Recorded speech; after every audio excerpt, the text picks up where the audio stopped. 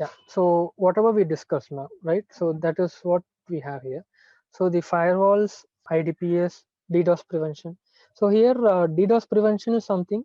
So normally, a DOS attack is something where multiple requests come to a single destination or a target IP address from a single IP address. So what would it do? Why it is necessary to look at it? So a DOS attack would, it would send n number of requests. So, for example, say if the web application will be able to handle only 100 requests per second, let us say, for example. So, if it is handling only 100 requests per second in a DOS attack, denial of service. The DOS stands for denial of service. So, in a denial of service attack, attacker's IP would send thousands of requests in a single I mean, per second it will send thousands of requests. So that would cause the server to get into a sleep mode, or it would go down. So the server may not respond, or even the server would start rebooting itself. So these issues would be caused by a denial of service attack. So to prevent that, we need to restrict number of requests that come into the network. So that would be taken care of by a firewall, the network layer, and by an application firewall, web application firewall on the application layer level. So from the internet, these requests come to the backend server. So the firewall plays a major role in clearing these kind of requests and sending only the legitimate traffic through the network.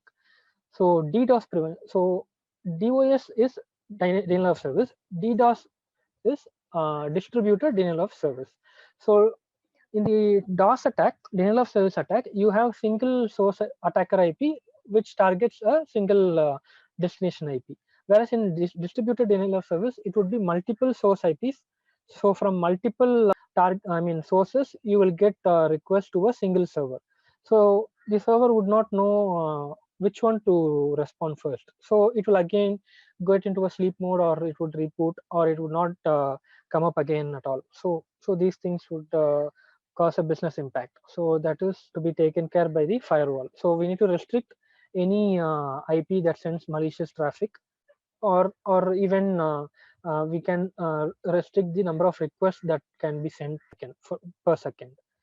So email security. Next, email security. So the organization would have, so email security, when we say, there would be two things. One is suspicious mail, attachments that may come, and another thing is phishing mails. So in the attachments, we may have some malware, or some, as I told you, some Trojan, or malicious file attachments would be there. So that would be one type of attack, where the user may try to download that file, and without his knowledge, he may have allowed a malware to creep into his system, and his system is compromised. So that is one thing. And another thing is phishing attack, where there may not be any attachment as such, but the user would be provoked to click on a link, or it would say like, you have won some amount on this. So, or if you contact us to this number, we will provide you the steps to get the money credited to your account. So all these things. So these kind of things, such malicious emails needs to be tagged as suspicious, or spam, or phishing attacks mails. So these mail tagging will be done by email security devices which we have. Microsoft has this Exchange server and Office 365, in which we have this covered by the Exchange server itself. Cloud access security broker. So as I told you previously, any data that is uploaded to the cloud, right? So that is to be restricted. All the cloud related stuff, like Amazon cloud. So some organizations, or some people may try to upload data, try to access Amazon S3 buckets, or Dropbox, all these things. So all these cloud related service will be blocked by cloud as a security broker, sophisticated tool that is available in the market recent times. That is one thing which helps from cloud security. So web proxy. So again, web proxy is something like what are the websites that a user can access from within an organization. So some organizations put a block for any social media sites, or any pornographic sites. So all these things are there in a organization, and they are implemented on a web proxy, or a perimeter firewall. So that is also something to look at. So that is from the security perspective for the network. And let's move on to application. So as we discussed, right? So application security. So any application is a set of web pages. So it is built on using JavaScript or Python scripts, C Sharp, and there are so many technologies. So basically, most of the sites work on JavaScript. So any web page you visit, it is actually the server that is sending the files to your browser. So the browser is simply downloading the HTML files, the JavaScript files. So if you browse a web page, if you check the inspect element, you can find the .js files and .html files that is downloaded to your browser. So all these pages are taken care by a browser, and it is loaded in such a way that you can view the web pages as a complete web application on your browser. So here, how to secure it? So if you could see in the right side in the image, the dangers and the layer and dangers. So when a HTTP client is the browser, the HTTP client from the browser you are trying to access. So what kind of danger could be there? So cross-site scripting, spoofing. So cross-site scripting is nothing but so as I told you, when you visit a URL, the server is sending you the files requested to view that particular web page. So those files will be viewed by you, and it will have some JavaScript pages. So for example, if you click something and the page expands, right? So all these things will be defined by the JavaScript, and it takes care in the runtime. So when apart from the script files that are sent by the server, an attacker can also include or have some scripts run on the runtime itself. So these scripts are malicious, where it can steal the user's session cookie, or it can make the user redirected to a different malicious page from a secure, I mean, from a legitimate page, he may be redirected to a malicious page. So all these things can be done using a cross-site scripting attack. That is something at the browser HTTP client user level. So next will be man-in-the-middle attack in the transport layer. So as we discussed in the previous sections, the data in transit. So if you don't have an SSL certificate, TLS certificate, if the encryption is not there for your data in transit, so that can be intercepted by an attacker. So man-in-the-middle attack is something where between your browser and the server, an attacker can sit and sniff your traffic, and he may, even modify your request, and he may gain some monetary benefits, or even he can steal your data. So that is from the network transport layer. Next will be web server. So we have buffer overflow, format string, directory traversal. So buffer overflow is something where so as you know, everything is stored in the memory. Even in the server, it is at the granular level, it is stored on the hard disk and the memory of, and even in the RAM, it is in the runtime memory, it is allocating some buffer to each and every request and every data. So every data, if you break it down, it will be into binaries, right? It will be in bits. So each data, or each at the kernel level, if you see, there will be a specific memory size allocated for each and every data. Say for example, for a particular character, if two bits or 2 bytes of space is allocated, and in case if you are able to send some data or a chunk of message, and that is not properly handled by the web server or the application, and if it is not able to fit in that 2 bytes of space, for example, if it is occupying more than 2 bytes of space, then it may corrupt the memory. So there will be an overflow in the buffer. So in the memory buffer, there will be an overflow. So that may cause either it may cause the crashing of the application, or it again send some sensitive information in the response of the application. Buffer overflows that.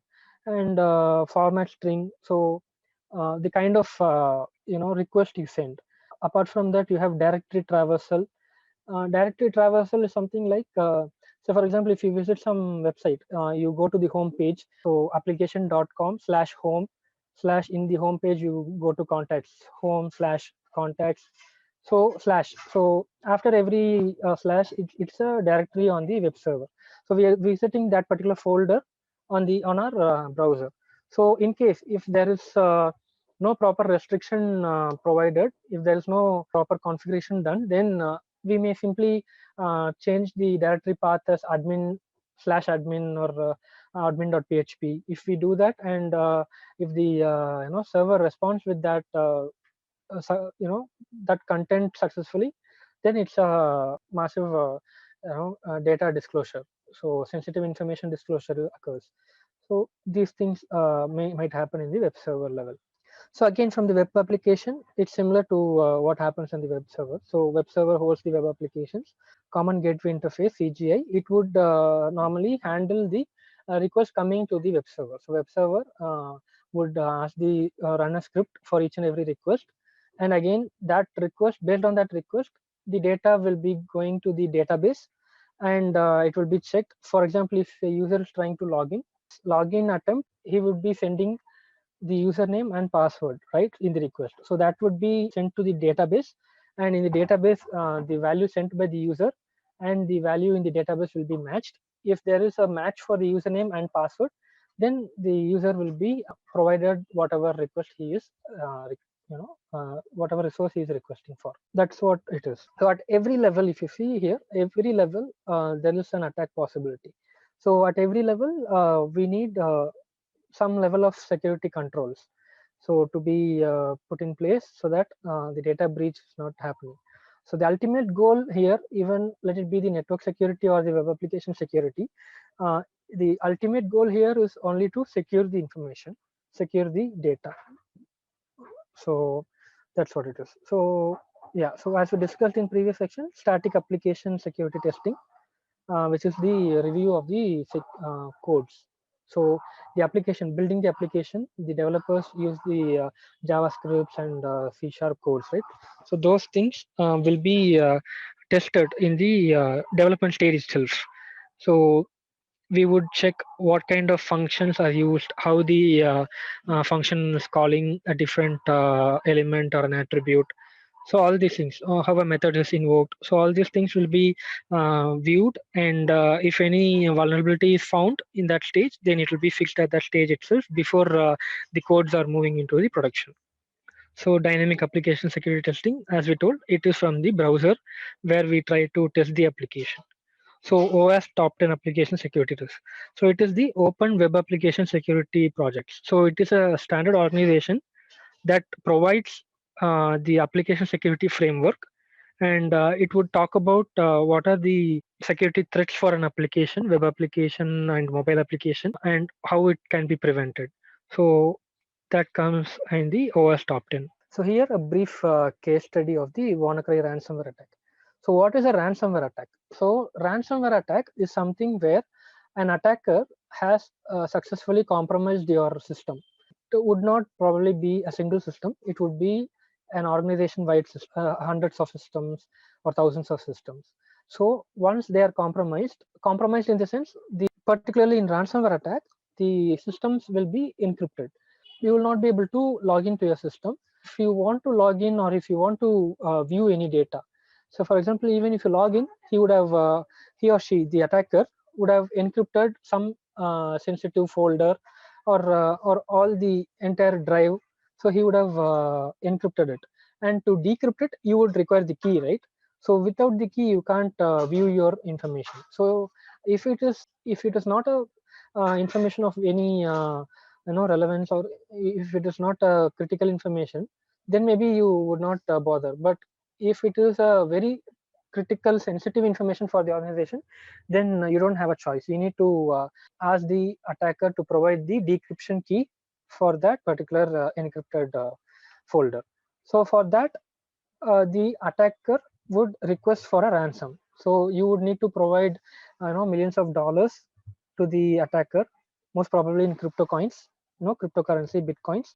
Based on once you have provided the ransom, he or she, the attacker, would provide the decryption key to you, and your data is safe with you. That is what it is.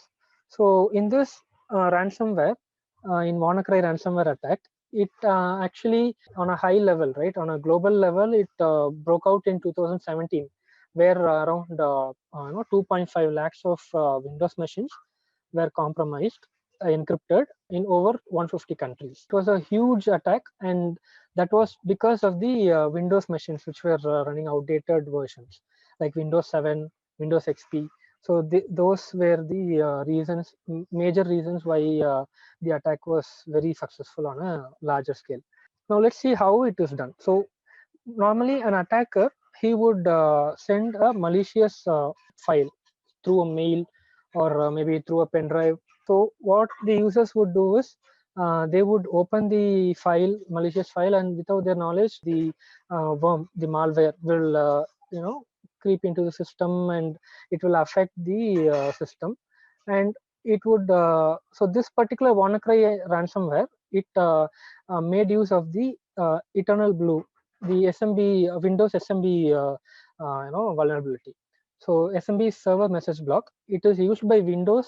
It is a protocol used by Windows to communicate with different machines and to share the printers and all, right? So in an organization, if you see, a printer will be connected to multiple PCs. So all the PCs would have a single printer.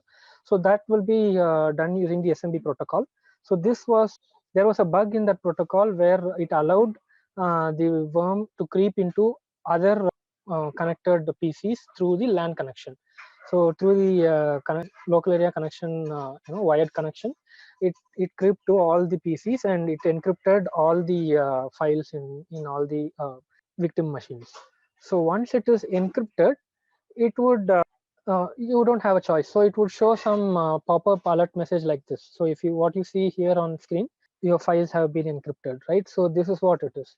So only if you pay the Bitcoin, they would provide you with the decryption key. Otherwise, your data would be lost. The attacker may delete your files, or the ransomware would, I mean, the malware would delete your files automatically.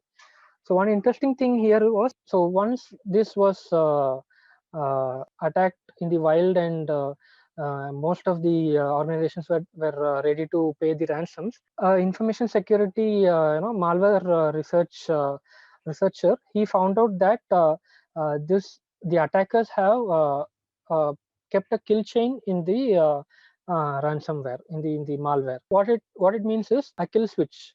A kill switch, it would basically, so in with respect to WannaCry ransomware, the kill switch was a website.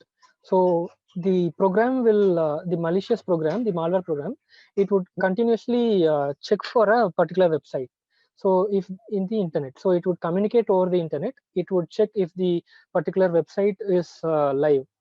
If the website is live, then the ransomware will delete itself. So that was some kill switch backup mechanism kept by the attackers. So why they have kept it? Because in case if they want to close this, or if they think they are they're going to get caught, so in that case what they would do is they would go and register this domain. They would make this domain live.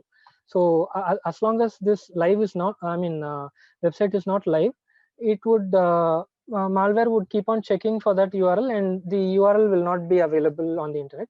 So it would still be active. So once the attacker wants to escape from it, so he would just register the website, and once it is live, so on another for a in a periodic manner, it would be the malware would be checking for the URL, right? So at that point, again, when it is going to check the URL, if it is live, then automatically it would. So this was one kill switch available on earlier stages of WannaCry ransomware. So it would have a worm and a malicious ransomware package.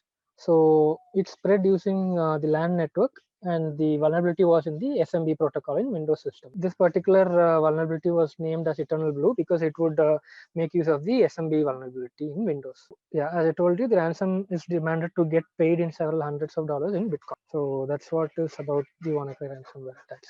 So how to prevent them? So one thing is, you can't actually prevent it if it is a new type of vulnerability or a malware. because we call it a zero-day attack. So we don't have any virus signatures for it. There, it was not previously identified, so nobody knows how to get rid of it. So there would not be any patch for that particular exploit. So that would be a zero-day exploit. So to make ourselves safe, we need to back up all the data that is essential for the organization.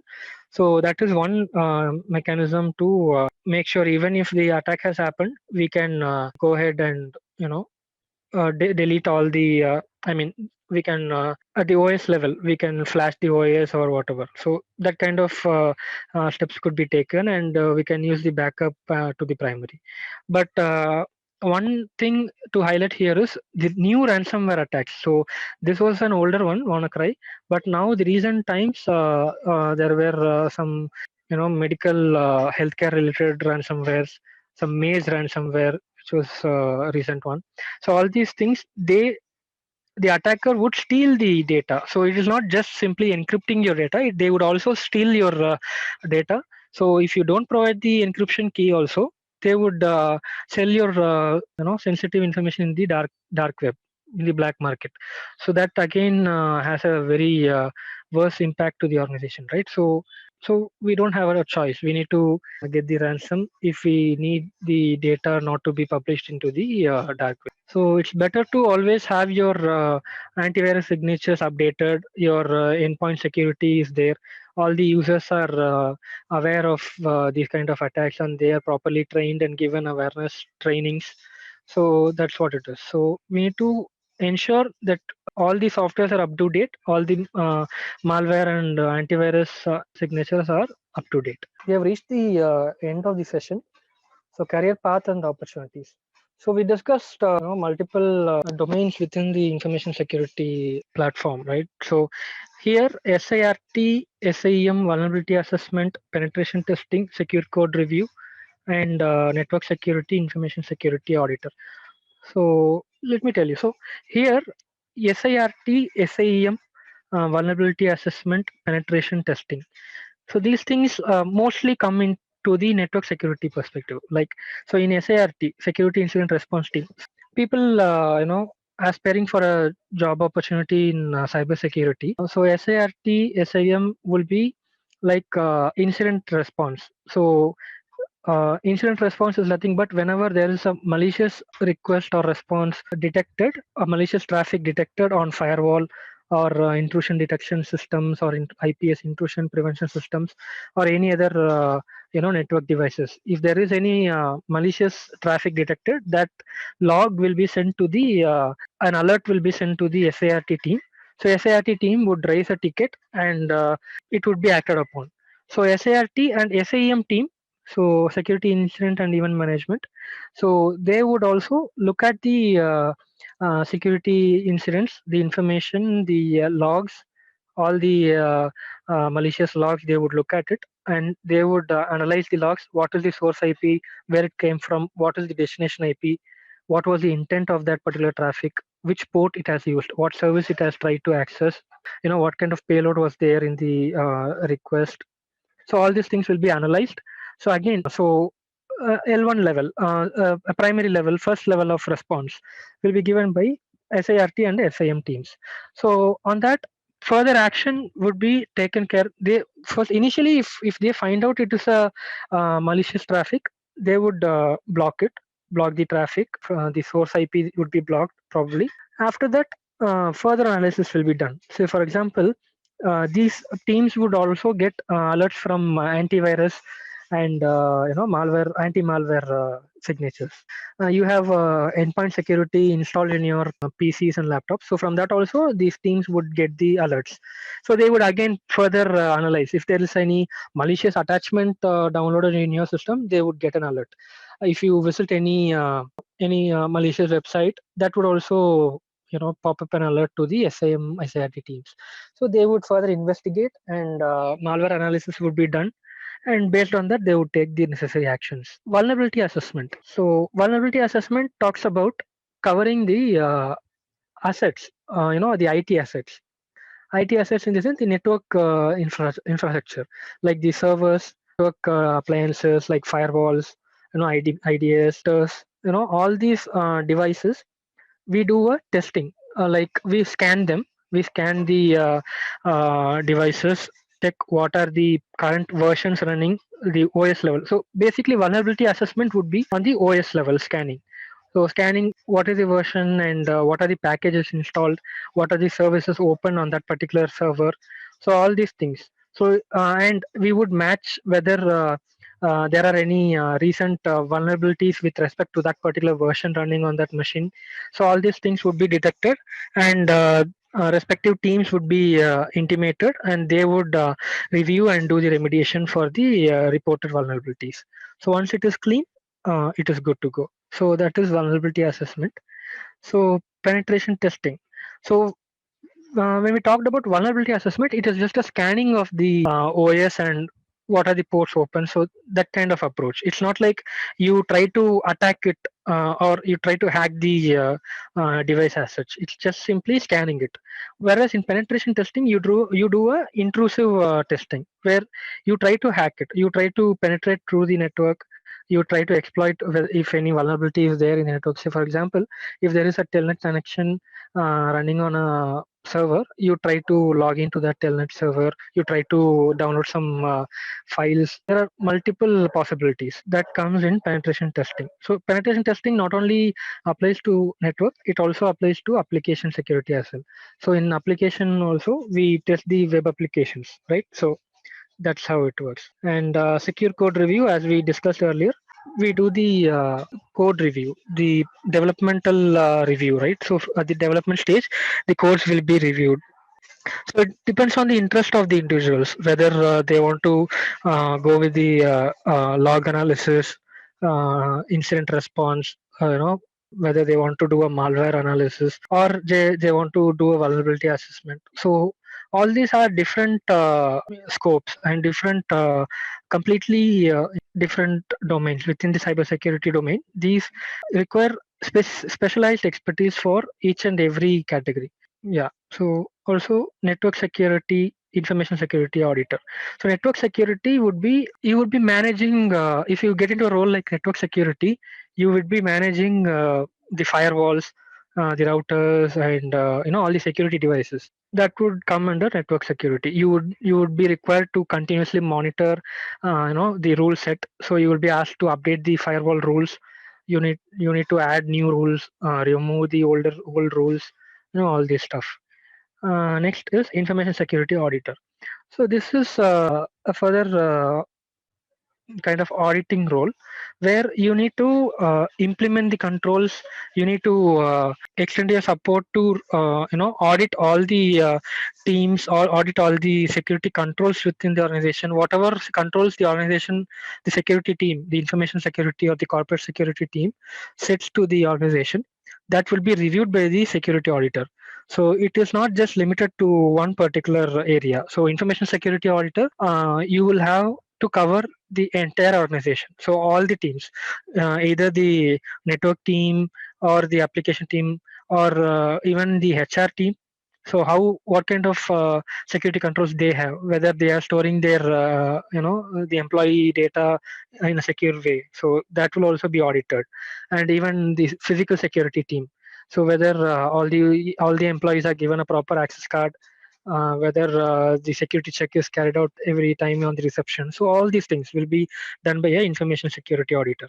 So you have multiple opportunities in the cybersecurity domain based on your interest and expertise, right? If you are good at development, or if you have some skills on coding, you may choose to secure code review and application penetration testing. Or if you have some network knowledge and you have some OS level skills, you can go for vulnerability assessment, SIEM. And if you are completely into firewalls and complete network guy, then you can go into network security. So it's like that. As you could see, the cybersecurity market, it has seen a massive boom in the past 5 years. So, and again, it's still organizations are looking for skilled employees, skilled candidates, even freshers and experienced candidates they are looking for. So it really has a good career path. So if you could see in this PPT, the compound annual growth rate CAGR is about 21%. So CAGR is something which talks about the annual growth rate. So annually, how much growth rate is there? So by 2025, it is projected to touch 13.6 billion US dollars. So it is reported by NASSCOM. So and again, if you see the stack bar here in the below picture, you can see network security, endpoint security, application security, cloud security, content security. So all these things have been growing and are expected to grow further. So it's a good, pretty good career option. Yeah, based on your interest and area of expertise, you can do some certifications or courses, and based on your expertise, you can get into that particular domain into cybersecurity. So that's it from my end. Thank you all for listening to this session.